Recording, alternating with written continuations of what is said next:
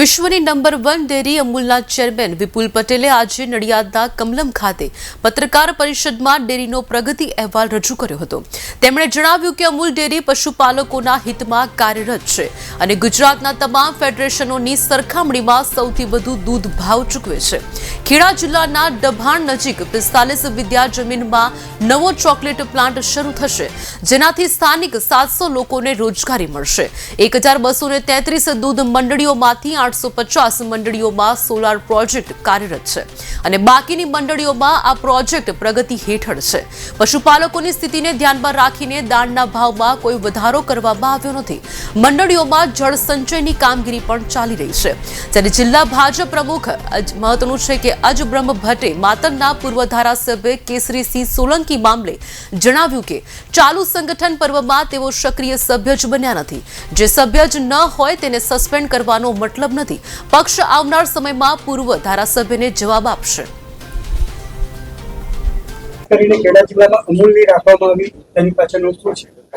અમૂલ ડેરીનું 20 વર્ષથી નેતૃત્વ રામસિંહ કાકાએ કરેલું છે, જેનું આગળનું કામ વિપુલભાઈએ સંભાળ્યું છે. બંને ખેડા જિલ્લાના છે અને અમૂલની 3 જિલ્લાની ડિરેક્ટરોની જે વ્યવસ્થા છે એમાંથી આજે ખેડા જિલ્લાના 2 લોકો એમણે કરેલા 22 વર્ષના કામોની વાત આપને કરવા માટે ખેડા જિલ્લામાં આ પ્રેસ કોન્ફરન્સ રાખવામાં આવી છે. અજયભાઈ, શિસ્તબદ્ધ પાર્ટીની અંદર ભાજપના પૂર્વ ધારાસભ્ય દ્વારા જે ટીકા ટિપ્પણી ફેસબુકની ઉપર કરવામાં આવે છે, ખૂબ ચોંકાવનારી ટીકા ટિપ્પણીઓ હોય છે. તમારા લેવલે પ્રદેશ લેવલે કોઈ જાણકારી આપવામાં આવે છે અથવા કોઈ પગલા ભરાશે ખરા? ભારતીય જનતા પાર્ટીનો એક સંગઠનનો ક્રમ છે કે લોકશાહી વાળી પાર્ટી છે, દર 6 વર્ષે એમાં સંગઠન પર્વ થતું હોય છે. પહેલા એમાં પ્રાથમિક સદસ્ય, ત્યારબાદ સક્રિય સદસ્ય અને ત્યારબાદ વિવિધ સંગઠનના પદોની ફાળવણી થતી હોય છે. જિલ્લા પ્રમુખ ખેડા તરીકે મારે ધ્યાનમાં એવું ચોક્કસ છે કે કેસરીસિંહ એ ભારતીય જનતા પાર્ટીના સક્રિય સભ્ય આ વખતે બન્યા નથી. જ્યારે જે સભ્ય બન્યા જ ન હોય તેને સસ્પેન્ડ કરવાનો કોઈ પ્રશ્ન રહેતો નથી.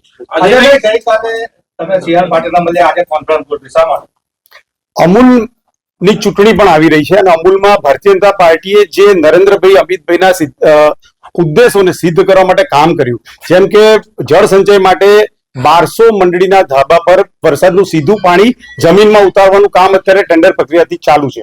1200 મંડળીના ટેરેસ પર સોલર સિસ્ટમની વ્યવસ્થા અમૂલે કરી છે. મંડળી સશક્ત બને, સભાસદોનું કામ વધુ સારું થાય અને એ લોકોને વધુમાં વધુ ફાયદો મળે, એવા બધા જ ઉદ્દેશથી દરેક સ્તરે કામ કરવામાં આવી રહ્યું છે. હાલમાં હમણાં પપ્પુભાઈએ કહ્યું એમ બાયોગેસનું પણ કામ શરૂ કરીને પશુપાલકોની આવક વધારવાનો એક નવો આયામ પણ શરૂ કરવા માટે ભારતીય જનતા પાર્ટી જઈ રહી છે. માનવ જીવનના દરેક તબક્કે જે રીતે સશક્ત જીવન જીવવા માટે ભારતીય જનતા પાર્ટીની સરકારો મહેનત કરે છે, તે જ રીતે અમૂલના આ 4 માધાનતાઓ પણ એ જ લાઈન પર અમૂલ ડેરીમાં કામ કરી રહ્યા છે. એ આપના માધ્યમથી સમગ્ર 3 જિલ્લાની જનતાને અમે બતાવવા માંગીએ છીએ. એનું મૂળ કારણ એ છે કે અમૂલ એ વિશ્વમાં એ વિશ્વાસનું નામ છે. એ અમૂલના નામથી પશુપાલકોને ફાયદો થાય છે. એ લોકોની આવકને કે અમૂલ ડેરીને નુકસાન કરવા માટે સોશિયલ મીડિયાના માધ્યમથી કોઈ ક્ષુલ્લક પ્રયત્ન કરે તો એને આપણે પણ બઢાવો ના આપવો જોઈએ. એ આપણા સૌના હિતમાં છે. અજયભાઈ, એવું કહી શકાય આજની પ્રેસ કોન્ફરન્સ અમૂલની ચૂંટણીની તૈયારીઓને લઈને છે? સામાન્ય રીતે એવું બનતું હોય કે તમે શાસન કરો ને શાસનનો પૂરો થવાનો સમય આવે ત્યારે તમે તમારું પ્રજા આગળ સર્વેયું મૂકતા હો છો.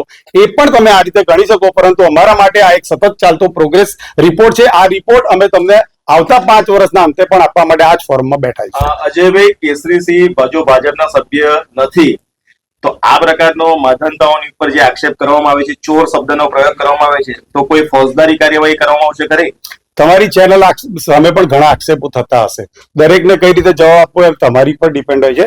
એમ અમે એનો ચોક્કસ સમય ઉત્તર આપીશું. ખાસ કરીને આવનાર સમયમાં જે રીતે જિલ્લા પંચાયતની ચૂંટણીઓ અને જે સ્થાનિક સ્વરાજની ચૂંટણીઓ આવી છે તે વિશે શું કહેશો? ખાસ કરીને સ્થાનિક સ્વરાજની ચૂંટણીમાં 5 નગરપાલિકા અને 2 તાલુકા પંચાયતની ચૂંટણી આવી રહી છે. મારા ધ્યાનમાં છે ત્યાં સુધી મને હજુ ચોક્કસ માહિતી નથી, પરંતુ જિલ્લા પંચાયતની ચૂંટણી કદાચ ન પણ આવે, પણ 5 નગરપાલિકાની ચૂંટણીમાંથી 4 નગરપાલિકા એ ભારતીય જનતા પાર્ટી પાસે નથી. માત્ર અમદાવાદ નગરપાલિકા ભારતીય જનતા પાર્ટી પાસે હતી. 2 તાલુકા પંચાયત કઠલાલ ને કપોડનમાં, કપોડન તાલુકા પંચાયત ભાજપ પાસે નથી ને કઠલાલ તાલુકા પંચાયતમાં ભાજપની બહુમતી હતી. આ વખતે અમારો એવો નેમ છે કે અમે 7 પેટા ચૂંટણીમાં ભારતીય જનતા પાર્ટીનો ભગવો લહેરાય છે.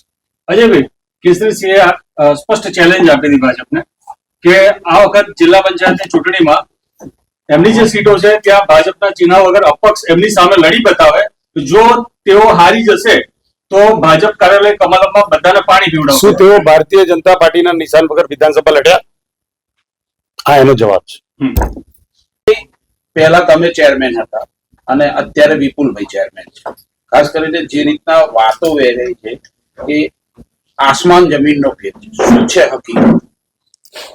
જ્યારે અમૂલની વાત કરવા બેઠા હોય ત્યારે સૌ પ્રથમ સરદાર સાહેબને યાદ કરું છું, મુરબ્બી ત્રિભુવન કાકાને યાદ કરું છું. આ વડીલોને યાદ એટલા માટે કરું છું કે અમૂલની જે સ્થાપના કરી એ સ્થાપનાને કારણે ગામડાની અંદર 1200 મંડળીઓ બનાવીને દૂધ લેવાનું જે ચાલુ કર્યું, એનું જે શોષણ થતું હતું એ શોષણ અટકાયું અને સભાસદોને આજે દૂધના ભાવ સારામાં સારા આપવામાં આવે છે. એમને સર્વિસ પણ સારામાં સારી આપવામાં આવે, એમને બોનસ પણ સારામાં સારું આપવામાં આવે છે. ગામડાની અંદર બહેનો જે મહેનતને મજૂરી કરતી હોય એ બહેનોના દૂધના ભાવ પોષકક્ષમ આપવાનું કામ મારા વખતે અત્યારે પણ એમનો પોષકક્ષમ ભાવ આપણે આપી રહ્યા છીએ અને બીજી પણ સર્વિસ સારી રીતે આપીએ છીએ. હું એટલું ચોક્કસ પણ ભાઈ ગામડાની અંદર રોજીરોટી માટે જો એક જ સાધન હોય તો એ ડેરી છે અને ડેરીને કારણે જ હું માનું ત્યાં સુધી બહેનો પોતાની ગાયને ભેંસને સારી સારવાર આપીને દૂધ દહીંને દૂધ મંડળી સુધી મોકલવાનું કામ ચોખ્ખું મોકલે, ક્વોલિટી વાળું મોકલે, એને કારણે ડેરીમાં દૂધ આવે એ દૂધ અમૂલની અંદર આવે અને અમૂલની અંદર એની બાય પ્રોડક્ટ બનાવે અને બાય પ્રોડક્ટ માર્કેટની અંદર સારી રીતે વેચવાનું કામ અત્યારે ચાલી રહ્યું છે. એટલું કહીશ એશિયાની અંદર જ્યારે અમૂલનું નામ બન્યું છે ત્યારે વધારે વધારે આભાર માનું તો મેં વડીલોનું જે નામ દીધું એમનો ખૂબ આભાર માનું છું કે એશિયાની અંદર અમૂલનું નામ બન્યું અને સારી ક્વોલિટીને કારણે હરાડ સંઘો છે, હરાડ સંઘોની અંદર અમૂલ ફર્સ્ટ નંબર હંમેશના માટે રહ્યું છે. મિલ્ક માર્કેટેજ ફેડરેશન જે બનાવ્યું કે જે બાય પ્રોડક્ટ થાય એ બાય પ્રોડક્ટ વેચવાનું કામ મિલ્ક માર્કેટેજ ફેડરેશન કરશે. અમૂલ ખાલી પ્રોડક્શન કરે, માર્કેટિંગનું કામ મિલ્ક માર્કેટેજ ફેડરેશન કરે. મિલ્ક માર્કેટેજ ફેડરેશન મારફતે જેટલો માલ વેચાય એના પૂરેપૂરા પૈસા હંમેશા સંઘોને આપી દેવામાં આવે અને એ સંઘો પોતાની રીતે મંડળીઓની અંદર જે દૂધ આવે એ દૂધના પૂરેપૂરા પૈસા આપે, બોનસ આપે અને સારી કામગીરી હું માનું ત્યાં સુધી અત્યારે થઈ રહી છે. ભવિષ્યની અંદર પણ હું માનું ત્યાં સુધી દૂધ માટે કોઈ દાડો ખોટ પડવાની નથી. દિન પ્રતિદિન મેં જોયું છે એ પ્રમાણે સભાસદોને એમને પોષકક્ષમ ભાવ મળે છે એને કારણે નવા નવા જાનવર ગાય ને ભેંસો લાવે છે, એમને કારણે એમનું ઘર ચાલે છે, એમના ચૂલા ચાલે છે, એમના પોતાના બાળકોનું પણ ભરણ પોષણ કરવાનું કામ ખેતી કરતા પશુપાલન પર વધારે દ્રષ્ટિ મૂકી છે અને સભાસદો એ રીતે આગળ ચાલે છે. એટલે ચોક્કસપણે કહીશ અમૂલ એક આશીર્વાદ રૂપ ખેડૂતો માટે અને પશુપાલક માટે છે એ હું ચોક્કસપણે માનું છું. વહીવટની બાબતમાં મારા વખતે હોય કે વિપુલભાઈ વખતે જે સિસ્ટમ છે એ સિસ્ટમ પ્રમાણે જ હંમેશા વહીવટ ચાલે છે, એમાં કોઈ બેમત નથી. પ્લસ માઇનસ વહીવટ થાય એ અલગ વસ્તુ છે પણ વહીવટ ચાલે છે અને ભવિષ્યની અંદર પણ હું તો કહીશ કે ચૂંટણી આવી રહી છે ત્યારે એની અંદર પણ સાથે બધા મળીને અમે સાથે કામ કરીશું અને દિન પ્રતિદિન હજુ પણ અમૂલ વધારેમાં વધારે આગળ પ્રગતિ કરે અને સભાસદોને વધારેમાં વધારે ફાયદો થાય એવું ચોક્કસ અમારું દ્રષ્ટિબિંદુ હશે. રામસિંહજી, તમારા મોડે નહીં પરંતુ વાતમાં બીજા બધાના મોડે એવી વાત છે કે તમારા લીધેલા છોકરાઓ અને તમારી સાઈડના છોકરાઓને અમૂલે ક્યાંક ને ક્યાંક છૂટા કરી દીધા છે. કેટલી હકીકત છે? હંમેશા અગર વાત જે થઈ એ પ્રમાણે અમૂલની અંદર જે મારા વખતે 4 પ્લાન્ટ જે મેં નવા નાખ્યા એ પ્લાન્ટની અંદર મેન પાવરની જરૂર હતી. એ મેન પાવરની જરૂરિયાત એમડીની માગણી પ્રમાણે આપવામાં આવ્યા હતા. હું માનો ત્યાં સુધી ઘણી વખત મશીનરી નવી આવી હોય, થોડું એ થયું હોય એને કારણે પ્લસ માઇનસ છૂટા કરી દીધા, બિલકુલ કરી મૂક્યા એવું નથી. હું માનો ત્યાં સુધી એમને પણ પરત લેવા માટેની જે વાત થઈ છે, ચેરમેન સાથે વાત થઈ છે, વડીલો સાથે પણ વાત થઈ છે અને ટૂંકા સમયની અંદર એ પ્રશ્ન પતી જશે. સોલંકી દ્વારા એક ફેસબુકમાં પોસ્ટ મૂકવામાં આવી છે. તમારા લોકોનો એક ફોટો પ્રદેશ પ્રમુખ સાથેનો છે જેની અંદર જે વાત લખવામાં આવી છે તેમાં ક્યાંક ચોર શબ્દનો પણ ઉલ્લેખ કરવામાં આવ્યો છે. તમારા દ્વારા એમની સામે કોઈ કાર્યવાહી કરવામાં આવશે ખરી? ના, અત્યારે તો અમને એમાં કોઈ કાર્યવાહી નહીં કરીએ. પાર્ટીનો પ્રશ્ન છે, ઓપન ભાજપની વિરુદ્ધ બોલે છે, ફેવરમાં બોલે છે, એ પાર્ટીનો પ્રશ્ન છે અને પાર્ટી જે નિર્ણય લેશે એમને સસ્પેન્ડ કરવા કે રાખવા એ બધો નિર્ણય પાર્ટી કરશે. એટલે અમારે એમાં કઈ કહેવા જેવું નહીં.